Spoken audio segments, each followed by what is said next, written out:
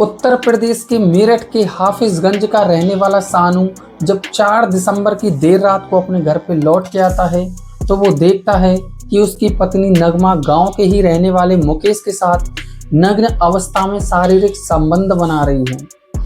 ये नज़ारा देखकर सानू की पैरों तले जमीन खिसक जाती है और जैसे ही वो मुकेश को मारने के लिए आगे कदम बढ़ाता है तो उसकी पत्नी उसका साथ देने की बजाय उसके पीछे से हाथों को पकड़ लेती है और मौका पाकर मुकेश वहां से फरार हो जाता है।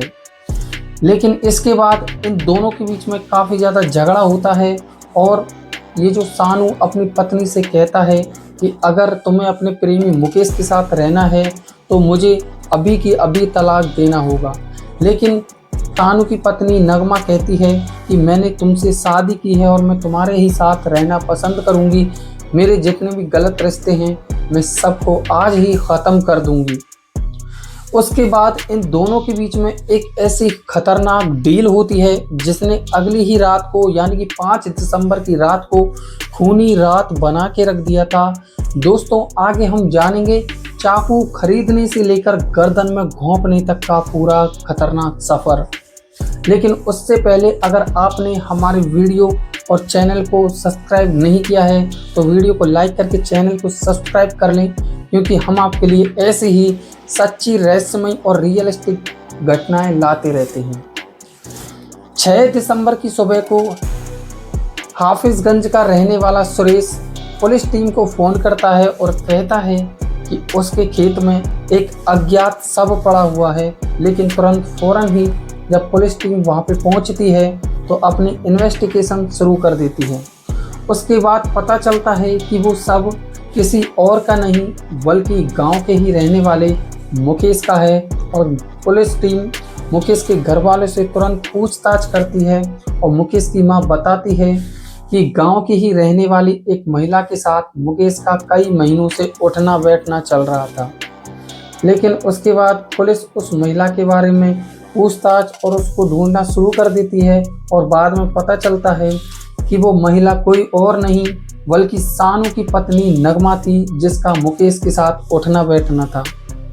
अब पुलिस टीम इस नगमा से पूछताछ शुरू करती है और नगमा कहती है कि हाँ मेरा उसके साथ उठना बैठना था, लेकिन 1 हफ्ते से ना तो मेरी उससे बात हो रही है और ना ही मेरी उससे मुलाकात हुई थी।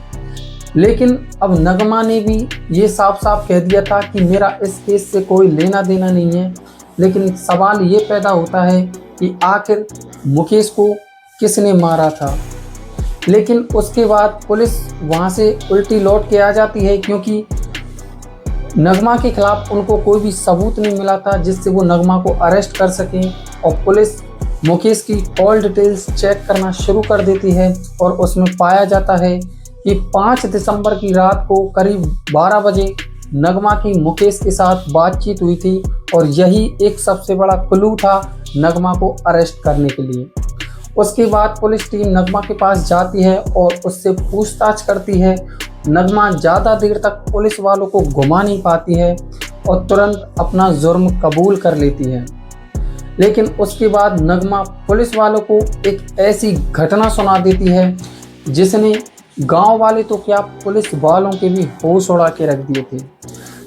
नगमा पुलिस वालों को बताती है कि कुछ महीने पहले ही उसकी शादी सानू के साथ हुई थी और शादी से पहले भी नगमा के कई गैर मर्दों के साथ अवैध संबंध चल रहे थे और ये इनके साथ रिलेशनशिप में आने के बाद इनको ब्लैकमेल करके इनसे मोटा पैसा वसूला करती थी और नगमा एक व्यक्ति से करीब 1 से 1.5 लाख रुपए वसूला करती थी।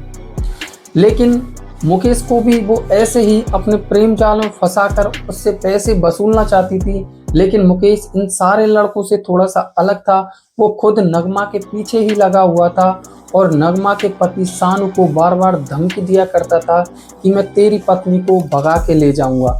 लेकिन जब सानू नगमा से कहता है तो नगमा और सानू में अक्सर झगड़ा हो जाया करता था और ये जो नगमा होती है सानू से कहती है कि ये मेरे पीछे लगा हुआ है, अगर हमें साथ रहना है तो इसको पहले रास्ते से हटाना होगा।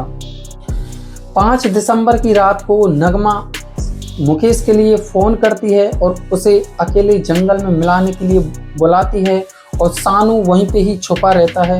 जब जैसे ही मुकेश नगमा से मिलने के लिए आता है तो ये दोनों मिलके मुकेश की धारदार हथियार से बड़ी बेरहमी से और निर्मम हत्या कर देते हैं और हत्या करने के बाद अपने घर पे वापस आ जाते हैं और उसके बाद नगमा और सानू को गिरफ्तार कर लिया जाता है।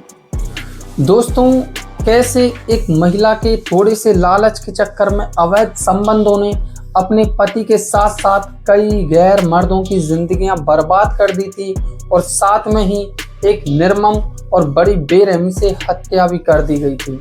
इस कहानी से हमें सीखने को मिलता है कि हमें कभी भी आंख बंद करके किसी पे भरोसा नहीं करना चाहिए।